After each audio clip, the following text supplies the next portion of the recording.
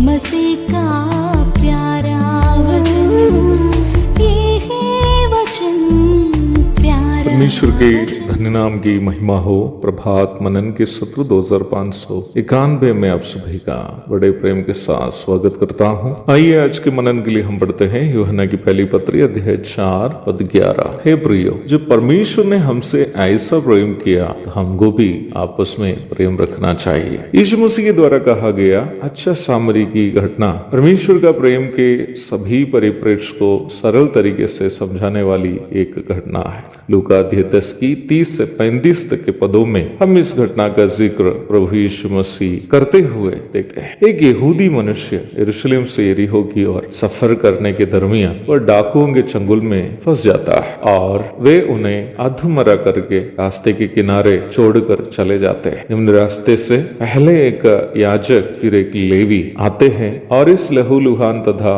अधमरा यहूदी को देखते हुए पर बिना कोई मदद किए चल जाते हैं। याजक और लेवी दोनों यहूदी धर्म में विशेषकर परमेश्वर की आराधना के मामले में महत्वपूर्ण जिम्मेदारियों का निर्वाह करने वाले दो जन थे। दोनों आम यहूदियों के आमदनी से उन्हें दी जाने वाली आर्थिक सहायता से गुजारा चलाने वाले भी थे। उसके बावजूद भी दोनों घायल यहूदी की मदद नहीं की, परंतु उसी रास्ते से उस सामरी आ रहा है। सामरी को यहूदी अछूत समझते थे। ना ही सामरी के गांव में प्रवेश करना, ना ही उसके साथ खाना या पीना करना यहूदी पसंद करते थे। इन सारी बातें अवश्य उस रास्ते से आए हुए सामरी भी जानता था। उसके बावजूद इस सामरी उस यहूदी की जो उन्हें अछूत और म्लेच्छ समझते सेवा करता है। वह उस घायल यहूदी के घावों में मरहम पट्टी करके उसे सराय में ले जाता है, उसकी इलाज के लिए खर्च करता है और विदा होते समय ये भी वायदा करता है कि यदि अधिक खर्च हुआ तो वापस आकर वो भी चुका देंगे।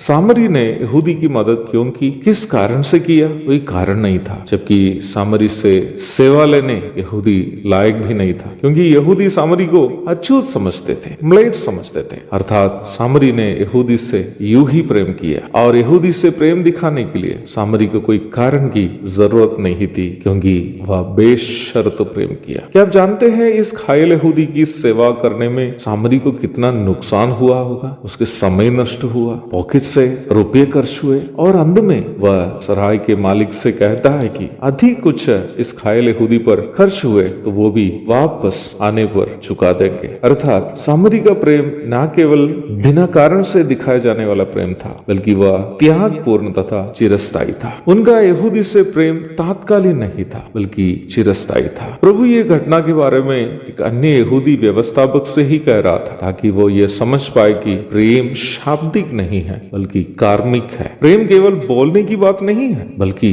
करने की है। प्रेम केवल एक भावुकता नहीं है बल्कि उससे दूसरे के साथ साझा करने की बात है। यह यूहन्ना भी वही सच्चाई हमें अलग अलग पदों से याद दिला रहा है। यदि परमेश्वर ने हमारे साथ एक बेशर्त त्यागपूर्ण एवं चिरस्थायी प्रेम साझा किया हो, तो हम जो दावा करते हैं कि हम परमेश्वर के जन हैं, हमारा भी यह दायित्व है कि हम भी वैसा ही एक दूसरे के साथ बेशर्त प्रेम करें, कुछ त्याग करके प्रेम करें और हमेशा बिना कोई परिवर्तन से प्रेम करें, ताकि परमेश्वर की महिमा हमारे द्वारा हो। एक और शुभ दिन की धन्य कामनाओं के साथ आज का मनन में समाप्त करता हूँ। प्रभु आप सबको आशीष दे। आमीन।